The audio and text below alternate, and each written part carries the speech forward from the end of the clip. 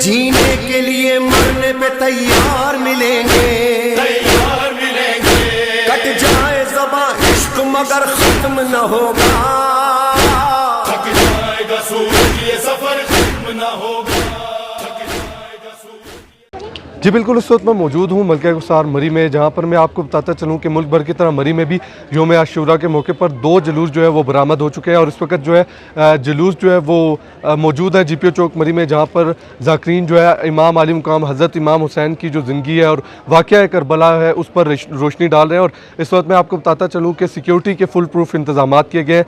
तमाम आने वाले ज़ायरीन जो है उन पर उनको फुल प्रूफ जो है चेकिंग के बाद जो है जुलूस में आने की इजाज़त दी जा रही है। इसके साथ साथ मैं आपको बताता चलूँ कि इस वक्त जो है नज़र और न्याज का सिलसिला भी जारी है और साथ साथ जो है सबीलें भी लगाई गई हैं। हुकूमत पंजाब की जानिब से भी जो सबीलें लगाई गई हैं वहाँ पर भी आकर जो लोग हैं वो भी मुस्तफ़ीद हो रहे हैं। और उसके साथ साथ इस वक्त जो है मार रोड पर ये जुलूस मौजूद है जो कि कुछ देर बाद जो है निगहतदार पार के मुकाम पर जाकर जंजीर ज़नी करेगा और उसके बाद जो है ये आगे जाकर अपनी इमाम बारगाहों पर जो है जाकर मगरिब के वक्त जो है डिस्पर्स होंगे। जी।